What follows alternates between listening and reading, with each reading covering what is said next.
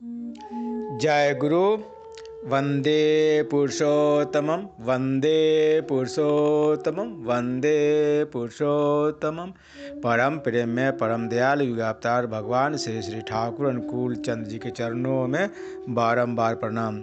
सरोजनी माँ ने श्री श्री ठाकुर जी से कहा, हे ठाकुर, भगवान मनुष्य की तकलीफ को दूर क्यों नहीं करते? उनमें क्षमता है तो वे दूर क्यों नहीं करते हैं?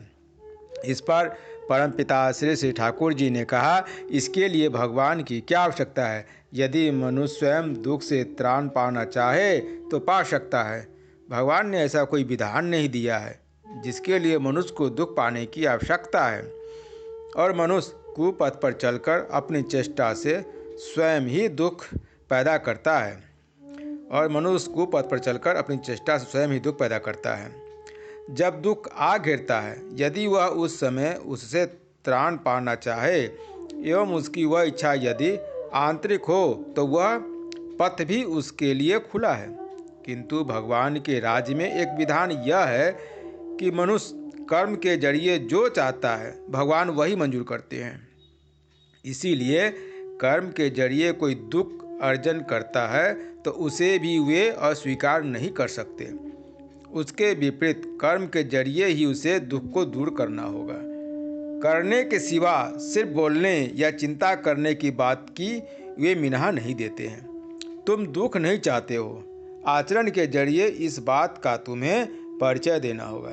फिर भी सब कुछ के बावजूद जीवों के प्रति उनकी अशेष दया रहती है। इसलिए तो दुनिया टिकी हुई है और टिकी रहती है। यदि मनुष्य भगवान के प्रति उन्मुख रहता है तो उससे सुविधा यह रहती है कि उस अवधि में वह एक उन्मादना के बीच रहता है। मामूली दुख कष्ट उसे उतना अभिभूत नहीं कर सकते। आनंद का बोध उसे इतना रहता है कि दुख उसे धड़ नहीं दबा सकता। इसके अलावा सब समय भगवत सेवा की बुद्धि रहती है।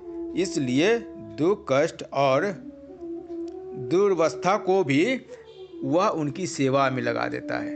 इसलिए वह उससे चोट खाकर पड़ा नहीं रहता। बुरा के जरिए अधिक से अधिक भला अदा किया जा सकता है, वहाँ तक वह करता है। विष को भी वह अमृत बना लेता है। भक्ति बड़ी जबरदस्त चीज है। वह मनुष्य को बुद्धि देती है, अद्भुत शक्ति देती है और दुख मात्र खराब नहीं है।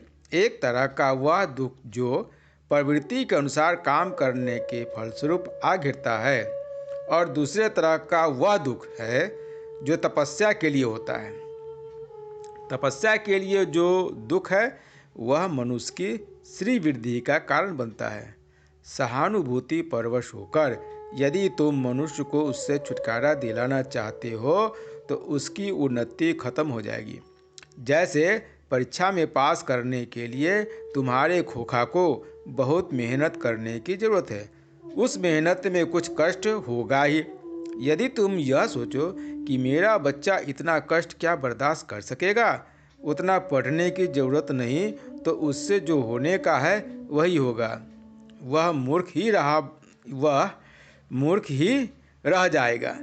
इसलिए उन्नति पाने के लिए कठोर तपस्या करनी चाहिए। मेरी भी इच्छा है कि हर व्यक्ति कठिन तपस्या के बल पर रहे।